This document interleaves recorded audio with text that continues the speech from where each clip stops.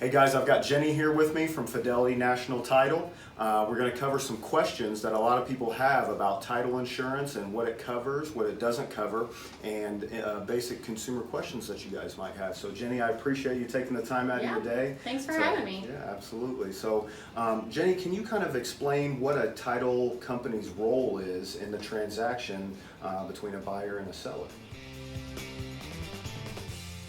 Our role is to provide title insurance in every transaction, what we call an insured closing. And we kind of work in concert with the lender working towards closing to make sure the property that's being sold is being sold to the buyer free and clear of any liens and judgments. We make sure everything has been paid current. So when the buyer receives that property, they know that their mortgage holders in first lien position on their loan, and they are also the ones that hold free and clear title to the property. No one can come and take that property from them. What exactly is title insurance, and why is it important for a buyer to make sure that they're getting title insurance?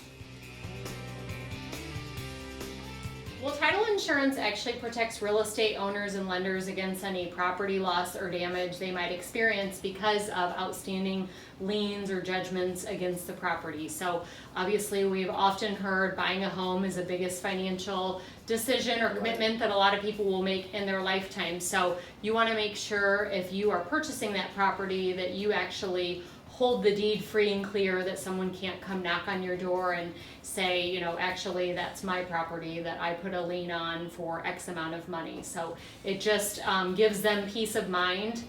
It's an insurance policy that lets them know that the day that they sign at closing, that becomes their property and no one else can come and take it from them. What kind of title defects have you came across, and what in your title searches, what's going to come up? You know, can you explain some defects that maybe you guys come across? So obviously the most common things we see are a traditional mortgage that someone has taken out on the property. A line of credit is also considered a mortgage. Some people don't realize that, and that has to be paid at closing. The county property taxes are always listed, and so we know whether or not those have been paid. But some of the other things we see can be small claims judgments against people. You know, credit card companies can file suit against someone and their property, but also we see federal tax liens. So if a property owner hasn't paid their federal taxes to the IRS, they can't transfer that property unless that has all been paid too. It will also reveal if the property has been sold at tax sale. If people don't pay their taxes for long enough, the property becomes eligible for tax sale. So the title commitment, or the title work, if you will, it has an entire page of requirements, and that's where our processors and our escrow team can see what's required of us to complete prior to closing in order to transfer the deed to the next owner free and clear of any liens or judgments. What about some stuff that maybe a title search will not uncover?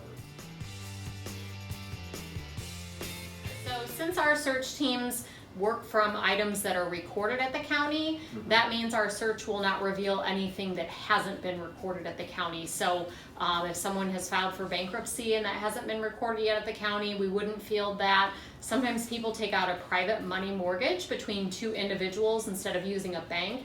Those don't always get recorded, so we wouldn't field that. So the main way that we obtain our information is through what's recorded at the county. So again, anything that hasn't been recorded, we would not field in our search. Hey, thanks again for taking the time out of your day to meet with us and answer all my questions. Hopefully the viewers got some good information on title. I do have one more thing for you though. Can you tell us what it's like being a title representative?